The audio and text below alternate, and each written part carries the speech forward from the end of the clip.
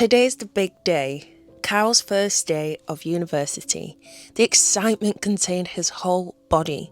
The parties, the girls, the independence, making new friends. He showers. He sprays too much cologne, puts on his outfit he meticulously planned for weeks, and then he lays it on his dressing table.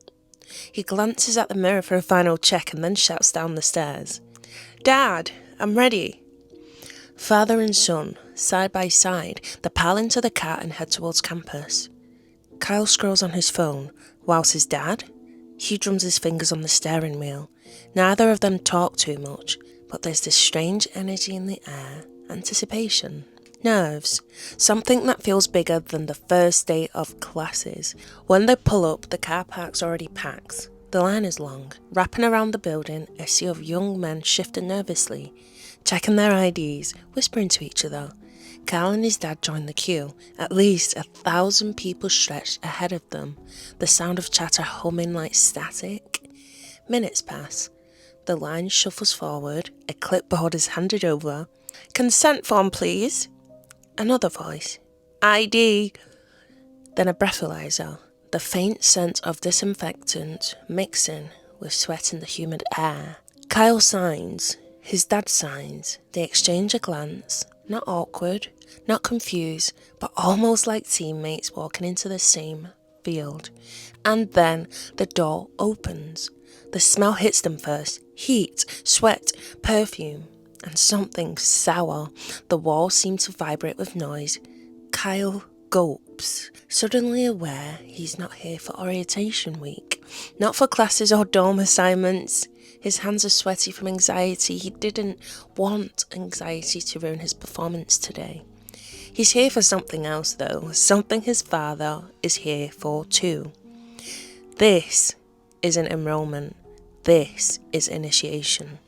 Kyle is not signing up for university. He's signing up to take part in one of Bonnie Blue's videos, the 1,000 Men Challenge. And here's the twist. He did not need to worry as he was perfect. Can you do that to me? What? Can you do that to me? Anytime. Let's You go. gonna bring your dad? Yeah, I'm a dad. Oh, I've just met Bonnie Blue. What the hell? The barely legal teenager, and right beside him, the father cheating on his wife. Together, they were Bonnie's target audience, the dream duo. If attention was currency, Bonnie Blue learned how to spend it. Viral challenges, public stunts, headlines that kept the cycle turning. She broke records, broke rules, and broke into the feeds of millions. But shock is never free. Platforms push back. People, they push back. Governments, they push back. Every stunt earned her fame, but also a price tag on her career, on her image, and maybe on the people around her. This is not just a story of an adult creator. It's the anatomy of how a shock brand is built, how it spirals, and how the internet decides who to cheer for and who to condemn.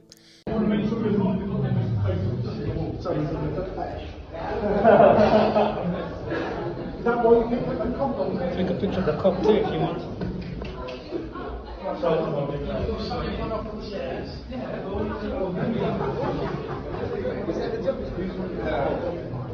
Tonight, we unwind the timeline, long before the arrest, the bans, the headlines, back to where it started.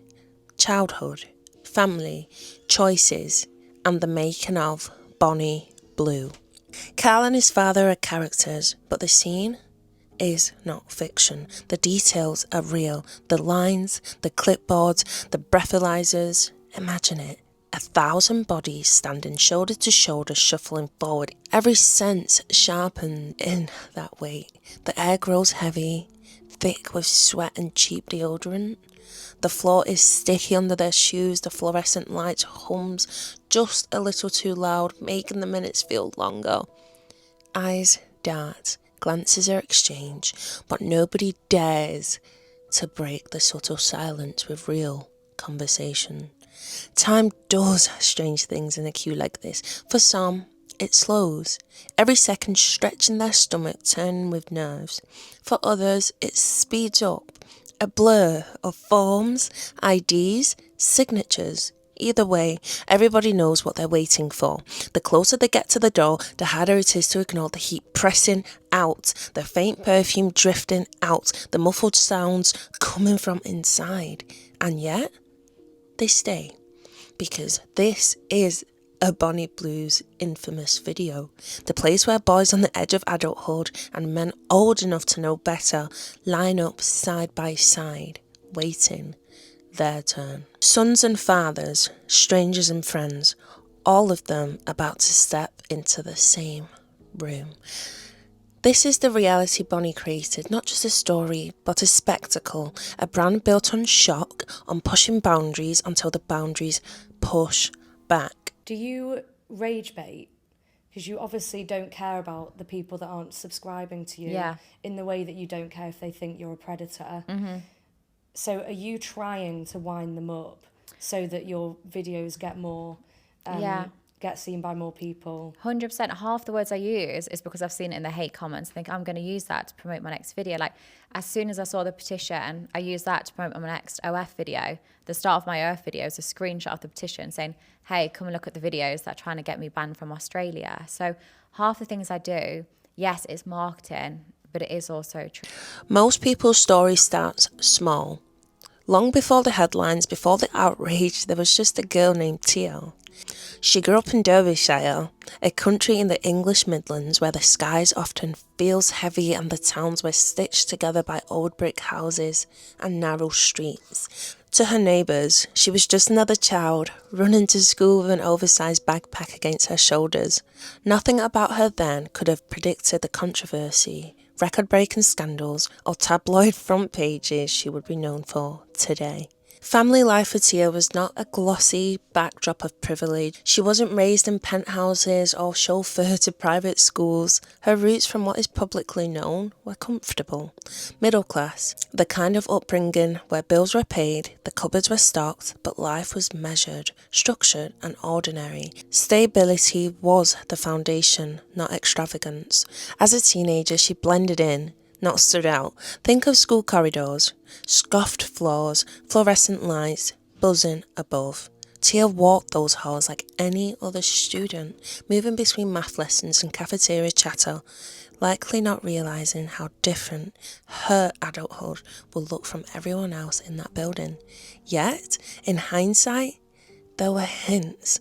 Teachers and classmates might not have noticed or called her rebellious, but she was curious, restless, someone who wanted more than the quiet routine Derbyshire had mapped out for her. And like many young women from smaller towns, she watched the wider world through screens. The internet was not just entertainment, it was an escape, it was possibility, it was the promise that attention could be its own kind of currency. By her early 20s, that restlessness grew into action. She didn't just want to work, she wanted to reinvent, to build something bigger, louder, impossible to ignore. And that decision, to leave, to risk, to chase something outside of the Midlands, is what sent her life on a course towards reinvention.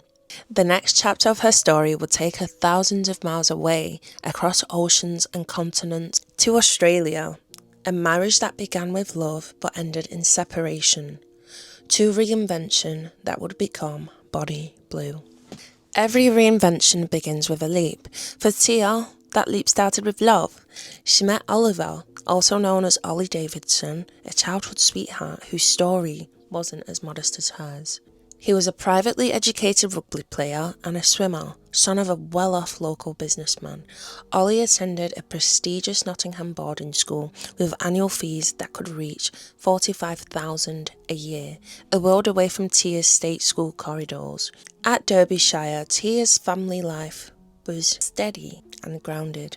Her parents gave her stability, the kind of middle-class upbringing where bills were paid and cupboards were stocked. They wanted her to choose security, a safe job, a solid partner, a predictable future. That's what they could support. That's what made sense. Her family played their roles in shaping her. Parents who quietly emphasised practicality, relatives who saw her relationship with Ollie as a chance to marry up, to step into a comfortable world, and friends who teased or admired her curiously. When she moved in with Ollie, the difference was obvious. They lived in a £250,000 home his family helped them buy, a physical symbol of the gap between their backgrounds. For Tia's parents, it was bittersweet. Their daughter had security, but it came from someone else's wealth, someone else's family name. At 23, she married Ollie, a young couple tied by years of shared dreams. To her family, it looked like the right path. Marriage, a house, the makings of a traditional life. Then came Australia. The Gold Coast meant distance from Derbyshire, from her parents' expectations, from the pressure to live a safe, ordinary life. The sunshine and anonymity gave her freedom to try on her new selves, to imagine futures she couldn't have back home. And Ollie played a role too. When she complained about hating her 9 to 5, when recruitment felt like chains, it was his encouragement that cracked the door open. You're beautiful, just do it.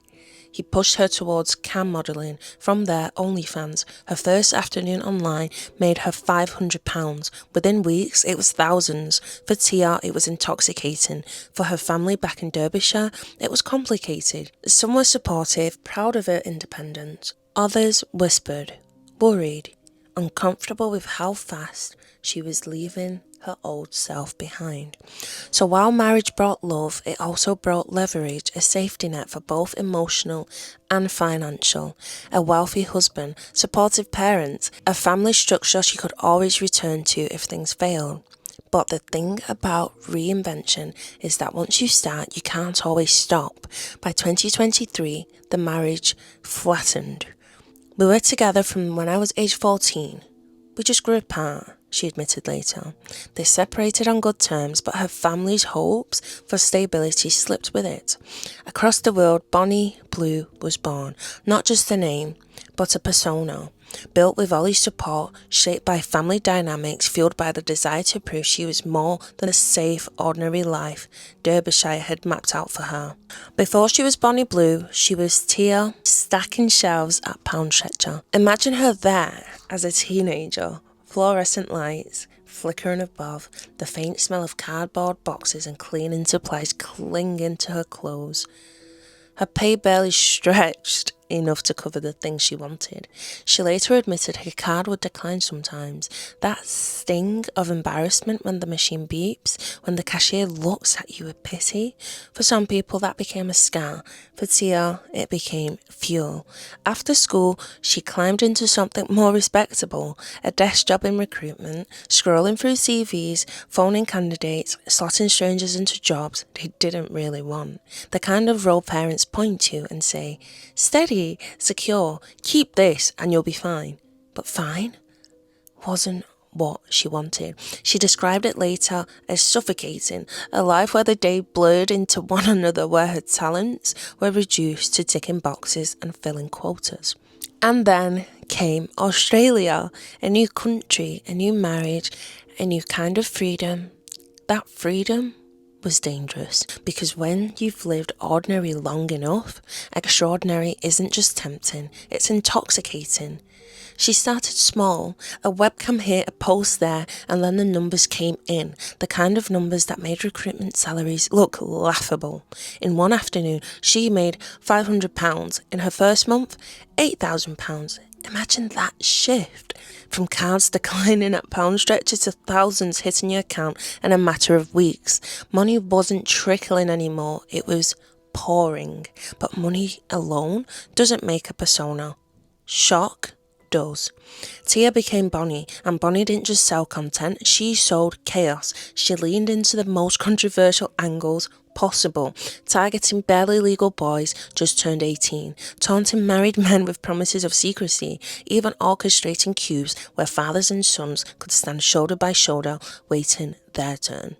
To her, it was marketing. You have a very specific niche, don't you? Yes. Tell us about that. So, barely legal, 18-year-olds. Because as I started my content, I realised it was not necessarily relatable to the average person.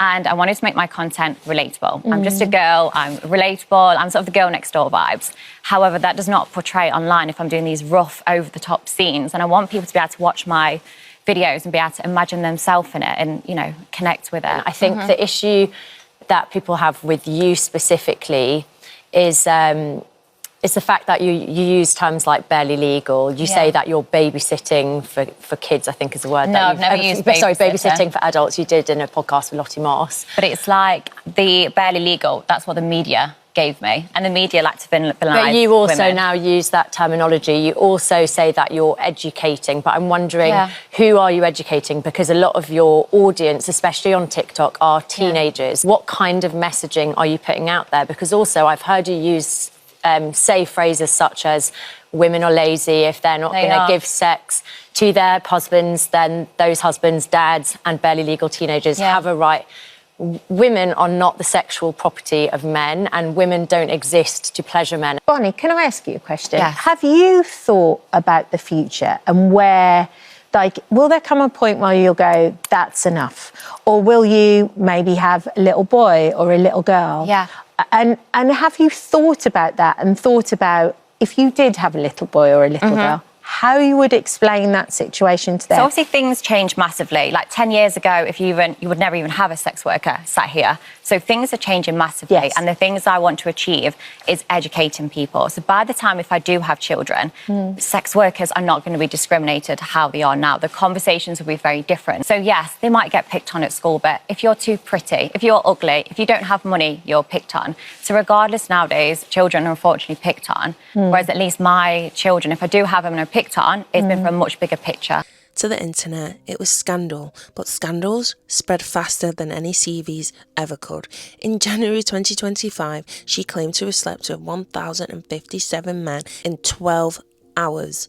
That number became her brand, a world record attempt. Tabloids splashed it across headlines. Critics condemned it as immoral. Fans shared it in disbelief. Outrage became her oxygen. There was no period where she had a break. Yeah, it was like every time I'd go out, because I would like nip to the toilet upstairs, it's like three floors, and all I would see is that everyone just curling around the stairs. But then each time I was like, okay, quick, I want to be really quick so I can get back downstairs. I say to them all the time, the dads, the husbands, the students, like, leave your mark on me, like, spit on me, bite me, make me yours.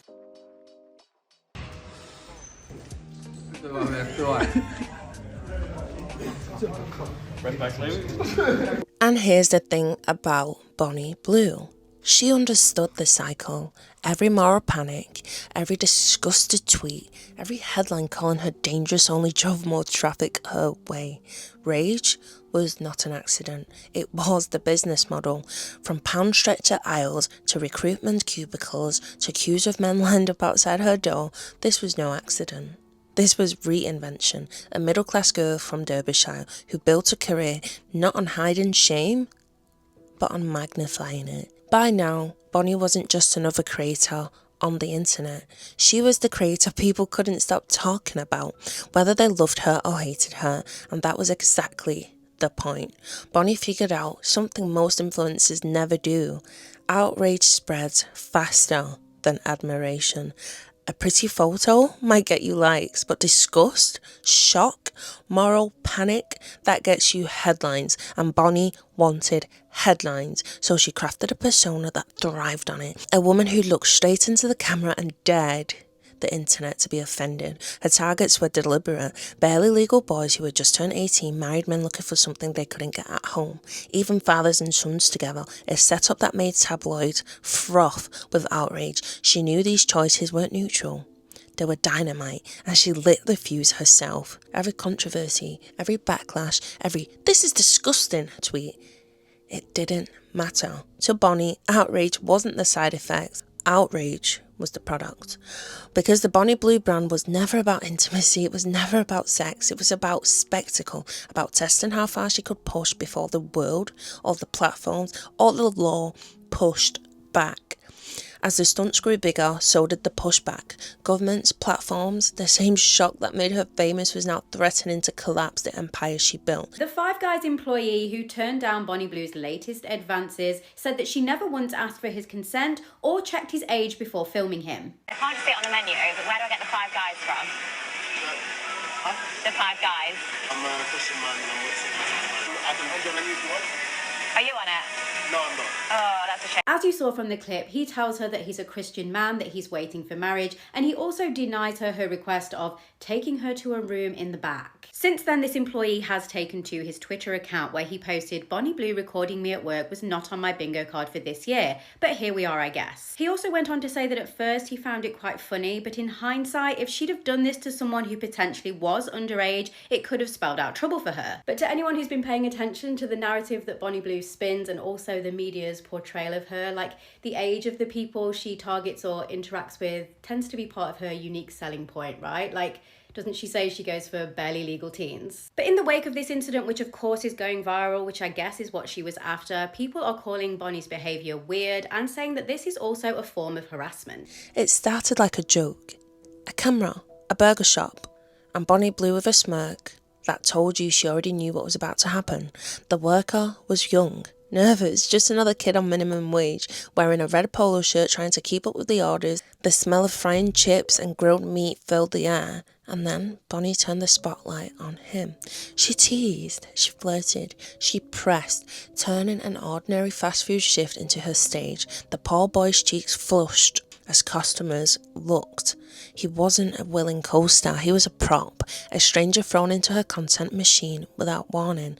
Online, the clip blew up. Her fans laughed and cheered, egged her on, but critics saw something else. A power imbalance, a woman with an audience of millions putting a young minimum wage worker on the spot. His discomfort became entertainment, his silence, her punchline.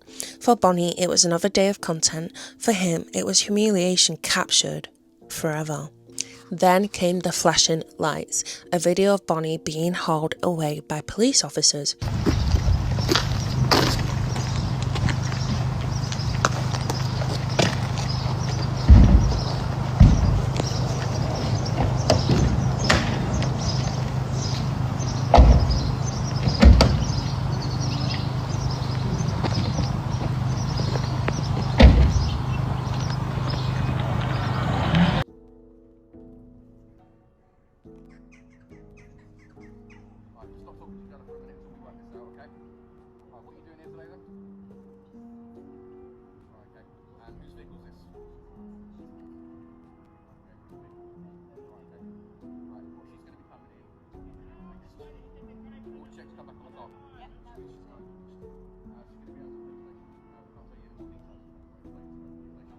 Handcuffs reflecting on the sunlight. The sirens wailed, her expression caught between shock and thrill. The internet lit up. Was she finally in trouble? Has she gone too far? For hours, speculations spun, mugshots, charges, the collapse of Bonnie Blue, but the truth? The exact reason as to why Bonnie Blue was arrested yesterday has finally been revealed, and to be honest, I am not surprised one bit. For the people that don't know, yesterday Bonnie Blue ended up getting arrested, and there was a video of the entire situation going viral all across social media, and a lot of people were very happy about this because Bonnie Blue is not very well liked, and well, at the same time, everyone was trying to guess like why she was arrested, and a lot of rumors were being spread all across social media. And well, just a couple hours ago, Bonnie Blue ended up uploading a video onto one of her social media platforms. In the video, she was in jail, and it basically was revealed that the entire, video of her getting arrested and whatnot was staged, and she just, did it for publicity for one of her new films she is doing. You know what I mean by films. So sadly, all of this was just staged. These are just actors or whatever. These are not real police. She was just being arrested for a new film that she is filming, in prison, probably having prisoners do, what. So yeah, sucks. Wish she actually got arrested for real, but curious to know your thoughts about all this. It was theatre, a setup, a performance made to look like a downfall. Days later, it unravelled. There was no police records, no charges, no prison cell, just another spectacle. The stunt works because it played into the public's hunger to see her fall.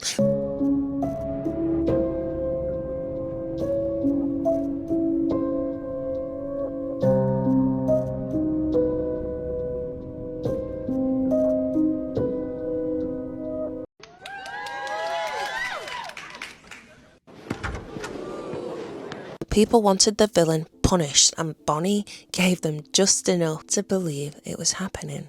before flipping the script once again. The next act came in Nottingham. Football fans flooding into the stadium, scarves wrapped around their necks, the air filled with chants and the smell of beer, and in the middle of it all, Bonnie.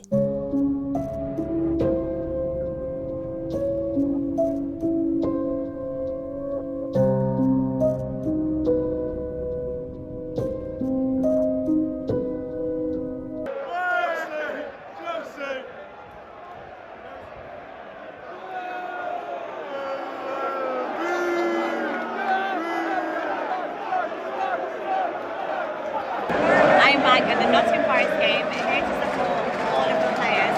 But this time, it's Chelsea.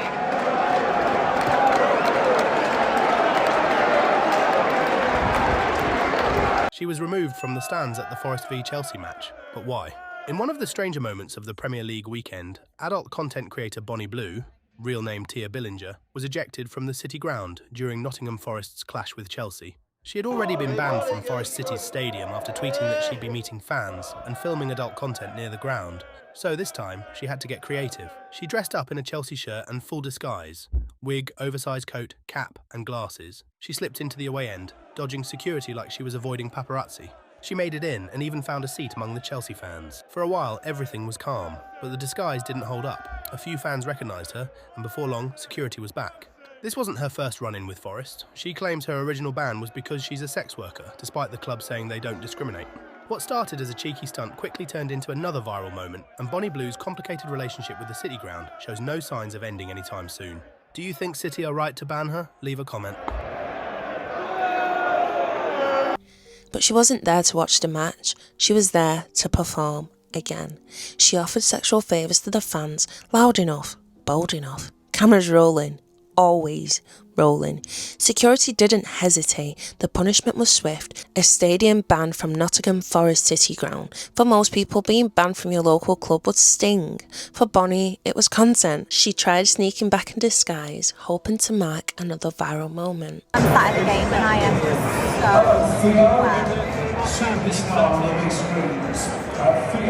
Bonnie Blue was kicked out of Nottingham Forest Stadium yet again using the most craziest disguise. First of all, either security was paid off to let her in the grounds or he needs to go to Specsavers because it looked like her. Please look at this shit. How did one not see that it was her? I posted this picture taunting the star. We also did a video saying the first one to fire me gets to boink me. This is so unhinged. This is so unhinged. Oh, but guys, that's not where it ended. When the security staff eventually found her and went to escort her off the grounds, she rubbed her derriere on the security. I mean, the security did not consent to this. I mean, I'm just saying, Mr. Security, she loves to flaunt her wealth. Take her for all she's fucking got. Because if a man did this to a woman, I can assure you there'd be protests in the streets. Because, sir, we all saw it with our eyes. You did not consent to that. Oh, and of course it didn't end there either. She then gestured giving a blowy. Yeah, you heard what I said. All jokes aside, this is a family game. There's kids there. Really hope there was no children in the vicinity of that happening. Anyway, Mr. Security Man, I'm just saying, take one for the team because, you know, you did not consent to this. I'm just saying. I recently went to a Nottingham Forest game. Well, attempted to. I put on my socials like, hey boys, I'm going to be at the game. Nice. I'd like to film with you afterwards. I turn up at the football game and at the gate, security was like, you are permanently banned from football. Well, from that. They said you're just out on football? Well, for that, like, on that ground, Just because you were trying to romance the players afterwards? Well, I thought when they asked me to go to the side, I thought, oh, maybe they're upgrading my tickets. Maybe they want to escort me to my seat. Like, okay, this is quite nice. It's a good service. And they asked to see my tickets. I showed them. They took the tickets off me and said, like, okay, we're escorting you off the premises.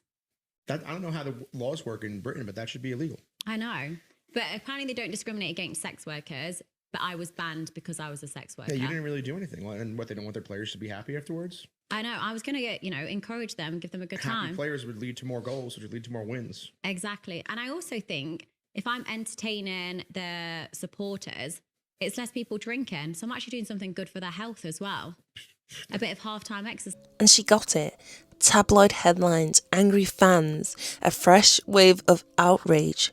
Bonnie was fed. What should have been embarrassment became marketing. Every ban, every punishment, every "You've gone too far" turned into fuel. Each stunt was a brick in the house she was building. Not a house of intimacy, not even really a house of sex, but a house of shock. Each headline stacked on the last until Bonnie wasn't just an OnlyFans creator, she was an outrage entrepreneur. But the higher the house got, the shakier its foundation became, because stunts can make you viral, but they can also make you dangerous to platforms, to governments, to yourself, and eventually the pushback would come. At her peak, Bonnie was earning the type of money most people couldn't even imagine making in 10 years. Reports put her income anywhere between $500,000 to $1 million a month. Think about that. More than a doctor, more than a lawyer, more than a CEO combined. And it wasn't quiet money. She flaunted it. Designer clothes, flashy nights out, a lifestyle curated to prove she had won the attention economy. But then, in June 2025, her empire cracked. So Bonnie Blue has been banned from OnlyFans. I'm not exactly sure how that works. It's kind of like Ronald McDonald going into McDonald's and not being served a Big Mac. Because how do you get banned for explicit content on an app that is made for explicit content? What did she do that is that bad? Also, apparently she's a bloke. I mean, obviously I don't care that she's been banned. I mean, I am confused of what she's done. What could be that bad that you get banned? I don't know, I remember seeing something like petting zoo. What does that mean? I mean, I'm not going to have a look. I've searched it up. It's pretty outrageous. I mean, it's ironic that I'm posting this on Father's Day. Because can you imagine when she eventually has a kid? She just stood at the hospital, there's like 1,000 men in the waiting room. It's like, oh, what are you doing here, mate? Oh, my missus is giving birth, so I'm gonna be a dad. Oh, mate, me too. Congratulations. We're both coming down. What's your girlfriend's name? Oh, it's Bonnie. What about yours? Yeah, mine's also called Bonnie. So stand up to the whole waiting room. Wait, everyone, what is your girlfriend's name? Everyone, like, you know, like the birds from Nemo. They're like, Mike. The whole waiting room is just like, Bonnie. They're looking around at each other like, what? Bonnie? One stands up at the back. Wait, what number were you? I remember you in the queue. Oh my God. James, we shared a con. Oh, jeez, let's leave it there. Her OnlyFans account was permanently banned. Just like that. Years of content, subscribers, and steady income gone. The platform gave the official line. Violation of policies. Behind the vague language were rumours that her escalating rage bait content had crossed every possible line. She was planning a livestream stunt so extreme, so grotesque, that OnlyFans wanted to distance themselves before it happened. The infamous petting zoo. For Bonnie, the ban wasn't just about money. It was humiliation. To be cut off by the very platform that had built her fame was like being exiled from her own kingdom. Overnight, she went from one of the OnlyFans' biggest stars to an outcast. The reactions split down the middle. Her critics cheered. Finally, consequences. They called her dangerous, exploitive, a walking PR disaster. But her fans? They were furious. Thousands of paying subscribers left without access. Twitter threads lit up. Free Bonnie hashtags. Some people called it censorships. Others insisted she's only being punished for being bold in a world that wanted women quiet. And Bonnie herself? She did what Bonnie always does. She posted as if she were a martyr in a system, painting herself not as a villain, but as a victim of prudish policies, a victim of a society that wanted her silenced. She told her followers she would build again, that bans couldn't kill her career, that she would only come back stronger. And behind that bravado, the truth was clear. This was the single biggest hit to her career yet, because without OnlyFans, Bonnie Blue had lost her biggest stage, the most reliable income stream, and a piece of her identity. And when somebody builds their life on spectacle, what happens when the spectacle finally collapses? When the main stage is taken away, performance find another. For Bonnie Blue, losing OnlyFans didn't slow her down, it forced her to adapt, and her next moves were louder than ever. First, the rivalries. Bonnie had claimed the crown with her stunt with 1,057 men in 12 hours. But crowns attract challengers. Enters Lily Phillips. We worked together. I invited her to Nottingham Freshers Week. I'm obsessed with 18-year-olds fucking them, draining the virginities. I was like, hey, come along. She'd not done gangbangs before. And, you know, afterwards I did podcasts. I spoke about Freshers. Like, oh, me and Lily did it together. We did. Yep. She straight away was like, oh, I don't know who Bonnie is. Yeah, I think I know her. And I was like, okay, well, that's weird because we've just done a gangbang together. I organised it. I paid for the shoot. I promoted it on my social media. I marketed it all. Yep. Okay, fine. I was like, hey, I really want to sleep with 1,000 people. I want to break a world record. A week later, she promotes on her social media. Hey, I want to sleep with 1,000 people. I was like, fuck, that was my mistake. I was naive and thought people could support one another. I thought you could share, this is what I'd like to do in my career. Turns out it's not always the case. Why They you had don't the have hope? brains. That's the issue. They can't think of their own ideas. Everyone has to leech onto me. You find, for example, I said multiple other creators do what I do, but they don't get banned because they don't have enough brain cells to promote themselves like I do. I'm not the only person that claimed to sleep with people. I'm not the only person that's claimed to have done what I've done. Yeah, you don't see them in the press. Match. I think so, yeah. Who would you fight? It'd have to be Lily Phillips. You would fight her? Yeah. I thought you two were like brethrens, bruv. Like, What does brethrens mean? Like brethrens, innit? Like you two were like sisters in the thing. Like we both do gangbangs and love like doing crazy stuff, yeah. You think you punch her up? I'd win, yeah. She's mad tall. Yeah, she is really tall. She's like 6 foot. But then she'd have the jab on you though. How'd you get in and knock her out? Well, I would just win. You punch her up? Well, yeah. Her and Lily Phillips are battling for the undisputed Willy champion, bruv. Another creator hungry for controversy. Lily went public claiming she had beaten Bonnie's record with 1,113 men, framing herself as the new queen of shock. It wasn't just about numbers, it was about supremacy. Adult creator Lily Phillips has apparently broken her silence on Bonnie Blue's recent alleged world record break of sleeping with 1,057 men in 12 hours. Now, last month, Lily was featured in the Josh Peters YouTube documentary, I Slept with 100 Men in One Day. And despite the fact that she literally looked traumatized in some of those scenes, she then had plans to go on and be the first woman to sleep with over 1,000 men in 24 hours. But now, of course, we know that Bonnie Blue, who's previously worked with Lily on adult content together, is saying that she smashed that record last week by sleeping with 1,057 men, not in 24 hours, but in 12. And trigger warning, because I'm about to post a photo of the alleged aftermath. So this is said to be the state of the set after the 12-hour filming day, which took place in a £15 million mansion owned by someone who's notorious for sex parties. Lily, 23, who apparently was in training, whatever that means, to attempt this record herself, was asked by the Fabulous magazine about Bonnie Blue's achievement, and she said, "I respect it. That's hard work, so congratulations to her." She also said she doesn't see this as a competition, so she won't be out there trying to sleep with 1,058 men anytime soon. She is, however, planning her next large meetup already, and the Fabulous felt they couldn't even publish the details because it was too risque. And having looked at her TikTok and wishing that I hadn't, it does seem once again like there's this element of trying to outdo the other. And this time, let's just say it's about which door the guys will be using. I honestly can't believe I'm even saying that. I honestly find it so tragically sad and also dangerous. Like, how do we keep shocking? How do we keep trying to outdo each other? And like I always say, like, what kind of example is this setting for women and young impressionable teenagers that are seeing these kind of things on these apps? And also men. Because we don't want men to think that this is normal, but also the men that participate in these types of things are just as problematic as the females doing it. Two women competing in the most outrageous taboo-breaking arena imaginable. To outsiders, it looked absurd. To their fans, it was blood sport. Bonnie dismissed Lily as a clout chaser. Lily fired back, accusing Bonnie of fakery. The feud spilled into headlines, podcasts, Twitter threads. For Bonnie, even the insults were useful, because outrage, hers or someone else's, kept her name alive. But it wasn't just rivals she was aligned with. Bonnie also moved closer to the internet's most infamous men. How powerful our baby would be. Survivor DNA. So who's tighter, your wife or me? Next question, huh? Let me answer then. What's happening with Lily? You got Obi. I'll tell you the full story. Cool. Would I Bonnie for all the power in the world? I don't understand why men sit here and try and lecture you about it. I don't understand why men sit here and say you shouldn't do it. It's your body, your choice, right? This is the world we now live in. This is the end result of feminism. You are the perfect end result of feminism. In the world I believe in the conservative, traditionally masculinely ruled world, a man would be in charge of his daughters until they're handed over to their husbands or boyfriends, and there would be a degree of masculine guidance. But feminism didn't want that. You know, women complain that men don't want to get married. We did actually want to get married when we got obedient virgins, but they disappeared, and they complained about the patriarchy, and they were tired of us giving them a house to live in and kids to raise, and they wanted to make their own choices. So she's making her own choice. That's a fantastic thing. So I'm glad that Bonnie's making her own decision. Yeah, I'm not here to tell you not to do it. I take women back 100 years. I'm like, no, I'm the clear example of how to be empowered. I use my body. I do what I want, when I want. And this is the thing you've been banging on about for years. And when I get hate, like when I click on the comments of these women that are like, oh, you're taking us back 100 years. Then in their bio, it says stay-at-home mom of 2. I'm thinking, what was you rooting for? That's because right. you have just stayed That's at right, home. Bonnie. See, this is the future. Yeah.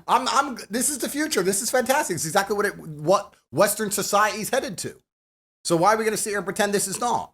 Why are we going to sit here and pretend that most women who go on girls' holidays aren't doing something similar to what Bonnie does just because it's not on camera? Why are we going to sit here and pretend that these men who walk around with their wives in the pub in England, and they're like, oh, my wife, yeah, everyone has a past. Oh, no, she's done the same shit. What's the difference? Sitting across from the man already branded a misogynist, a criminal, a sexual trafficker, cult leader, depending on who you ask, of course. To some, Tate is the villain of the internet. To others, he's the truth teller. By aligning himself with him, Bonnie didn't just court controversy, she married it. During the interview, she leaned into the performance.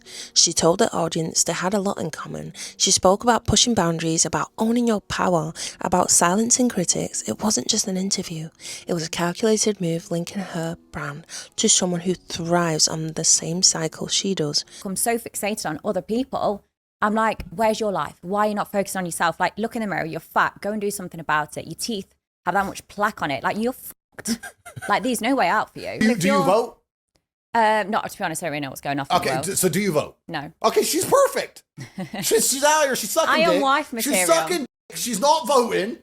This is the kind of women we need. This is done. This is fine. If we stop women, we take the women's vote away. If you said to me, Andrew, fix society, all the women can either vote or be like Bonnie. I'd be like, make them all like Bonnie, give the men the vote back. We'll fix all country. Even your daughter. Yeah, why would she need to vote? I'm voting. Because all women out here are sex working anyway. When's the last, you've been in Dubai recently. Yeah. Find a woman who ain't sex working. That is a challenge, sir. $1 million to find a woman who ain't living off a man. Because that is sex work. You giving sex and she's giving you money. That's the game. I tweeted It's actually so true. I've never thought of it like that. I tweeted this. When people are boyfriend and girlfriends, the It's majority sex of the work. time, they do a low-paid job. They've not got the education to do anything better. So, and they're having sex with the partners, keep them interested. The partner's paying the bills. It's a sex work with one client. just like you 100%. said. I said this, I tweeted it, and the whole world lost its mind, because you know me. I'm a provocateur. Shock, outrage, clicks. But this alliance had a cost. To critics, she wasn't just a provocateur anymore. She was feeding into the misogynistic ecosystem, legitimizing voices already accused of exploiting power imbalances. To her fans, it didn't matter. It was Bonnie being Bonnie, bold, untouchable. Rivals, stunts, alignments. Every new move kept her orbit burning hot. But the closer you fly to the flame, the more you're likely to get burned. Bonnie Blue wasn't slowing down. She was accelerating. And the question now wasn't whether she could survive the backlash, but how far she was willing to go before her most loyal audience turned away. Bonnie Blue sitting across from Andrew Tate, one of the internet's most polarising figures. He was already facing criminal charges, already accused of trafficking and misogyny, already a lightning rod for global debate. To many, just being in the same room as Tate is reputational suicide. But Bonnie didn't flinch. She leaned in, she smiled, she told the world they had a lot in common. She positioned herself as someone who, like Tate, had been demonised by the media, misunderstood by critics, targeted because she refuses to play by the rules. It was a performance of solidarity, two villains of the internet comparing scars, feeding each other's mythology. For Tate's audience, it was thrill. Bonnie was outrageous, unfiltered, unapologetic, the female mirror image of their controversial hero. For her critics, it was proof she wasn't just provocative, she was dangerous. She wasn't being silent, she was choosing to align with some of the most toxic figures online. But here's the truth, Bonnie didn't care which side you landed on. Love her, hate her, call her brave, call her vile. It all served the same purpose. More clips, more shares, more outrage, because in Bonnie Blue's world, attention is currency, and aligning herself with Andrew Tate was like printing money. To understand Bonnie Blue, you can't just count the scandals. You have to look at the pattern. The choices weren't random, they weren't accidents, they weren't strategy. Think about it. From the accuse of men to the Five Guys incident, from the fake arrest to the stadium ban, Bonnie never played it safe. Every move was calibrated to do one thing, make people talk. It didn't matter if the talk was praise or disgust, because the outrage spreads faster than admiration. It stirs emotions, forces reactions, makes headlines, and once the story's out there, Bonnie controls it. This is the psychology of shock. Bonnie framed herself as a kind of educator. She said she was teaching young men about consent, teaching them to sign forms, to get breathalyzers, to prove sobriety before intimacy. Why did you start all of this? Yeah. I just wanted a better life. I used to work an office job, 9 to 5, sit in rush hour, get given 20 days annual leave. And for a while, I'd accepted that. I was like, okay, this is what life is. This is as good as it can get. And then, you know, when you start looking back on life thinking, am I going to get, you know, when I'm in a care home and think, wow, I should have done something more. I shouldn't have cared about people's judgment. So I thought, no, I want to change that. I don't want to be scared what people are going to think about me. And I want to give, you know, get freedom. So how do you jump from, I just want a better life to, I know, I'll do that, because that doesn't spring to mind for me. 100%. So I'd relocated to Australia at the time, had 2 years off. And then when it came to going back into an office, I was like, definitely not. Like, it's just not going to make me happy. So I started off camming online. So, wow, just interacting with men, you know, over a webcam. And I had a lot of fun. I enjoyed the interaction. It boosted my confidence. And I was having, I don't know, I enjoyed pleasuring them. I enjoyed, you know, having pleasure myself as well.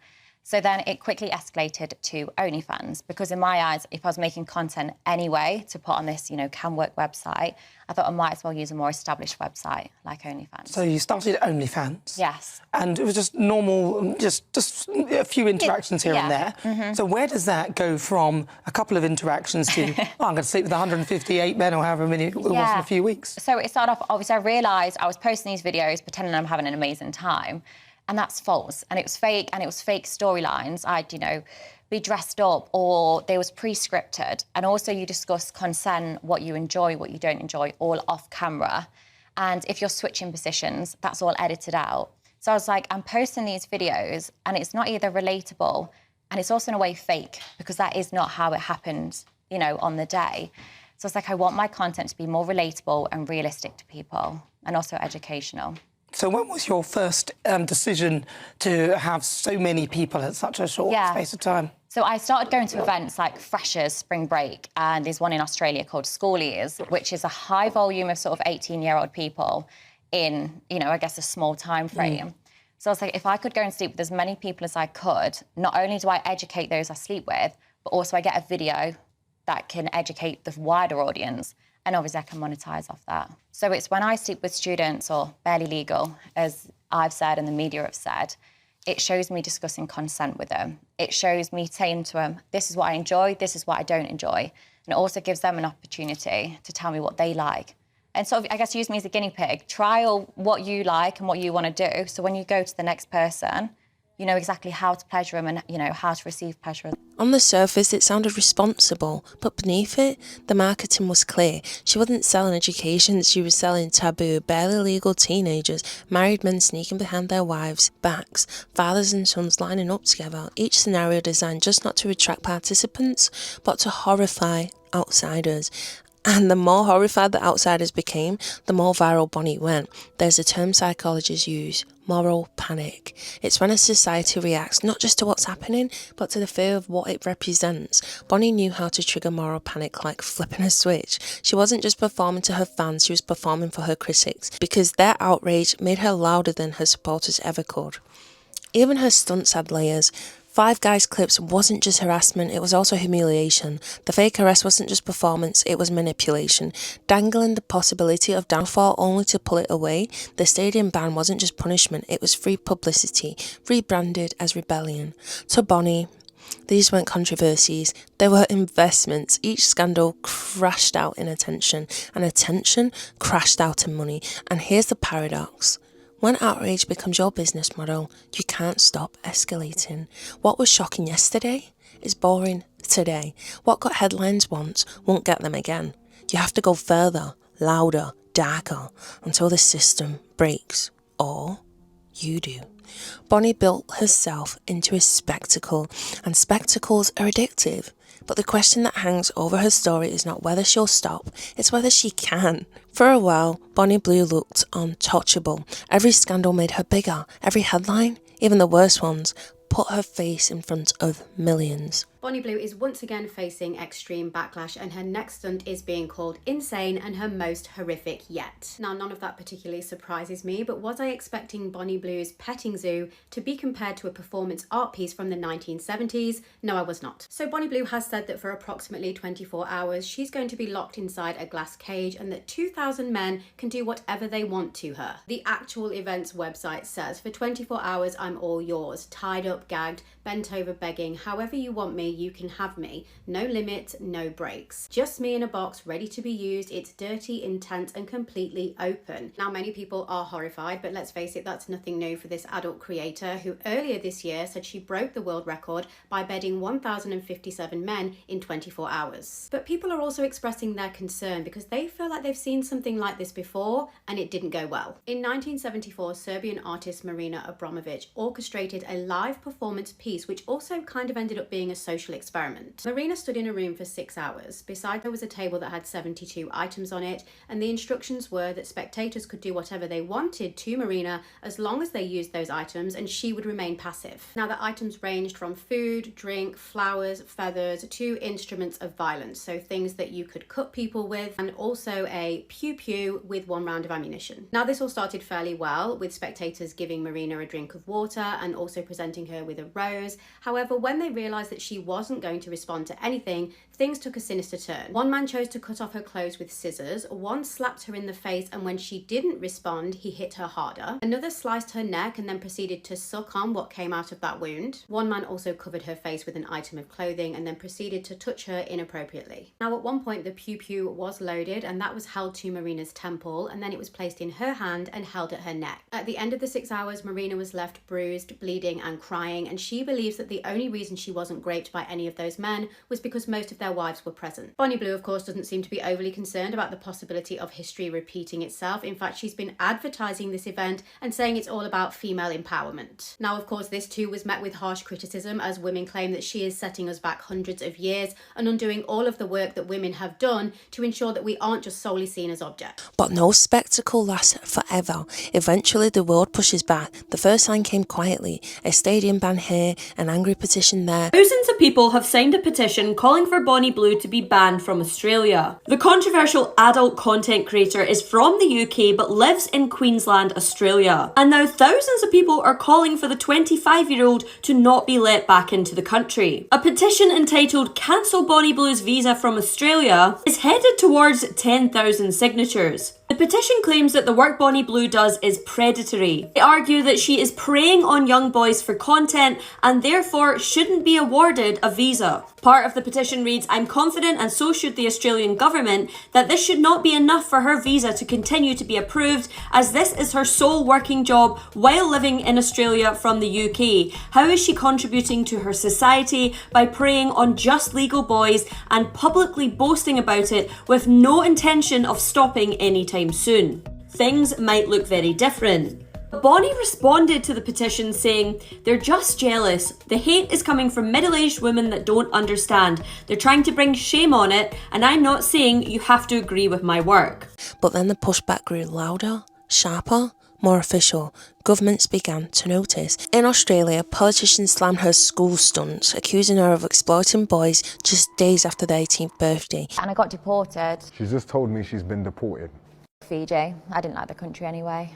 Why'd you get banned? For 18-year-olds there. Big man thing. Nancy behaviour. Yeah. Isn't that like a Pacific Islands in that? Middle of nowhere. So what did you do? You just dropped on the island like, yo, location, and they just started...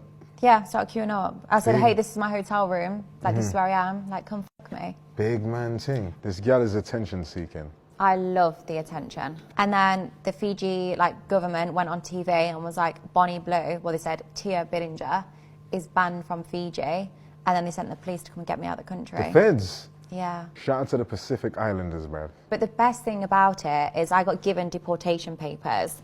I then did a gangbang with my deportation papers, and then when the paper got all mushy, a bit like paper mache, I stuffed the papers inside my... I can't believe she just said that, bruv. Would you go to Czechoslovakia?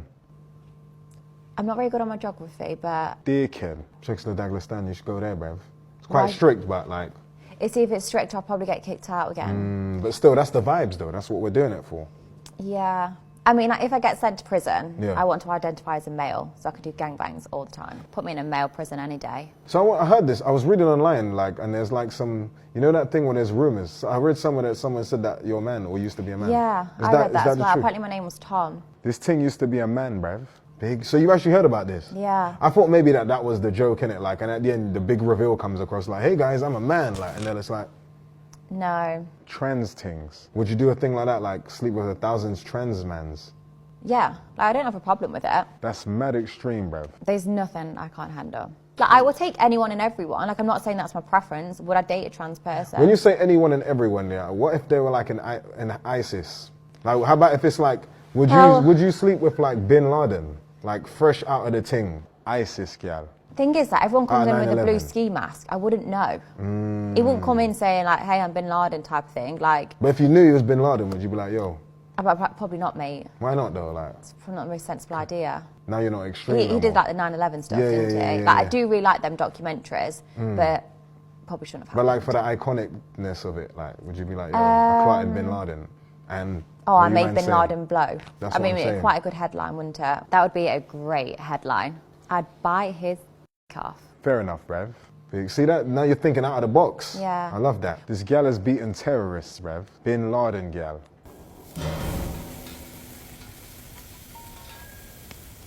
What is your favourite thing about me? You seem pretty chilled. You don't seem judgmental. I like how he's not judgy. No, I'm not, you know. I'm not gonna lie. I like to hear mad stuff. We're a perfect match. Even though you cuss Jesus in that, yeah, that's mad. But that's your life, innit? You Yeah. get me? That's your thing. Just when we thought it couldn't get any better, it did. Bonnie Blue and Annie Knight are being kicked out of Fiji. They've been there for 2 days. 2 days. They rocked up to the island thinking that we can get away with it here. We can exploit Australian boys, teenage boys in Fiji because, you know, Fiji doesn't have any laws prohibiting this.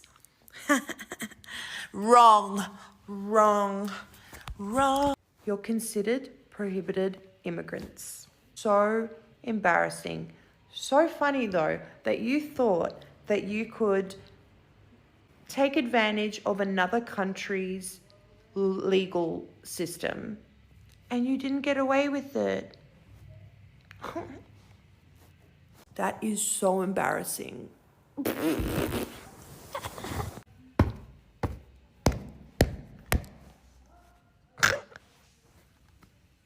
Don't fuck with us. In Fiji, she wasn't just criticised, she was deported, stopped at the border, her visa cancelled, branded as prohibited immigrant. To the tabloids, it was juicy gossip. To Bonnie, it was proof she'd become bigger than entertainment. She was now a problem for entire countries. And then came the platforms. OnlyFans, the empire she built her fortune on, shut its doors on her permanently. Gone were the hundreds and thousands of pounds streaming into her account each month. Gone were the safety net of being one of the biggest earners. It was the harshest message yet. Even platforms that thrived on adult content decided Bonnie was just too much. For her critics, this was vindication. They said it was about time. She was finally facing consequences. For her fans, it was censorship, proof that Bonnie was a pioneer being punished for pushing boundaries. Bonnie herself, she wasn't banned, she said. She was silenced, a woman punished for daring to play the game too well. But consequences weren't just digital, they were personal. Behind the viral clips, Bonnie's relationship frayed. Her marriage was already over, her reputation in Australia was tainted. Even her allies began to distance themselves, careful not to be burned by the same fire she was fanning. Make sure everyone gets a few at least. Oh!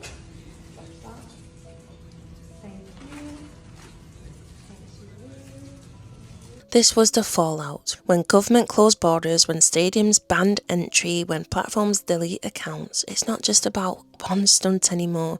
It's about the world deciding you have gone too far. And yet, even as the walls closed in, Bonnie didn't stop. She couldn't, because when outrage is your currency, silence is bankruptcy. So she doubled down. Rivalries, feud, Tate interviews, anything to keep the fire burning, even if it meant standing in the ashes of everything else. I genuinely think that Bonnie Blue had something absolutely diabolical happen to her when she was a child. Probably had some sort of person essaying her and no one held them accountable, so it probably went on for a very long time. And maybe that person left her life, and as an adult, she is now just yearning for whatever feeling that person gave her. I think that she puts herself in these absolutely obscene sexual situations, not because it's bringing her money or because it's making her famous, but because it's the only thing that can make her feel something now because of whatever was done to her in her childhood, which is like insanely sad. And I genuinely, like, she's just self-harming in front of the eyes of thousands of people. Like, she's probably never going to talk about what happened to her, but something most definitely did happen to her. And when people say that she's like demonic, a succubus, like they say, look at her eyes, they're empty. I know this sounds crazy, but I wonder if when she's in these situations like the 1,000 Men situation, or she's gonna put herself in like a petting zoo and just let anybody do whatever they want to her, I bet her eyes look so different. Like, I bet she probably comes to life, and I will never know because I would never participate in something like that nor watch any of those videos. But I bet you the people that are there participating will see her eyes like come to life, like, because I genuinely feel like this is the only time that she feels something, and it's probably not love she's looking for, but maybe that's what she associates with love, is just being absolutely fucking destroyed by men. But yeah, it's actually really sad, and I don't think anybody should look up to her. I also thought this because it seemed like she had somewhat of an obsession with barely 18 girls, and I think now as an adult, she's kind of become a predator. I'd be scared really for anybody that's friends with her to be around her because she is extremely unhealed. But that's kind of my take on Bonnie Blue. I don't think it's for money. I don't think it's for attention. I think she genuinely gets a sense of joy or associates positive emotions with what she's putting herself through, and or she's just self-harming. I genuinely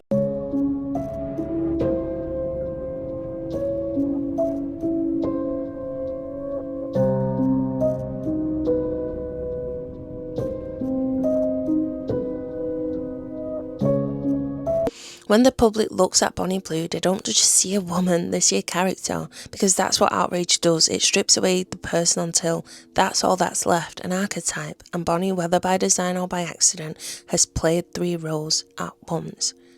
Number 1, the villain. To many, Bonnie is the danger the headlines warn them about. She's the woman who targets barely legal boys, who pressures strangers on cameras, who mocks sanity of marriage by seducing husbands and fathers. She's the corrupter, the rule breaker, the homewrecker, the figure parents point to when they tell their kids what not to become. Being the villain makes her easy to condemn, easy to hate, and yet, villains are captivating. You can't look away. Number 2, the martyr. To her fans, the story is flipped. Bonnie isn't dangerous, she's a pioneer. She's a woman silenced by the prudish government, censored by hypocritical platforms, punished for daring to succeed in a world built to watch her fail. Every ban, every deportation, every cancelled account became evidence, not of guilt, but of persecution. In this version, Bonnie isn't the problem, society is. She wears her ban like a crown of thorns, presenting herself not as a rule breaker, but as the one being punished for telling the truth. And then there's the third role, the trickster, the chaos maker, the jester who stirs scandal, not because she believes in it, but because she knows how to sell it. These weren't moral crusades, they were punchlines in a circus she was running, and whilst the world argued over whether she was the monster or a martyr, Bonnie was counting clicks, cashing checks, and smiling at the chaos she created. That's the paradox of Bonnie Blue. She isn't one thing, she's all 3. Villain to her critics, martyr to her fans, jester to herself. And as long as people are willing to watch, she'll keep playing the 3 roles they gave her, because in the theatre of outrage, the show must go on.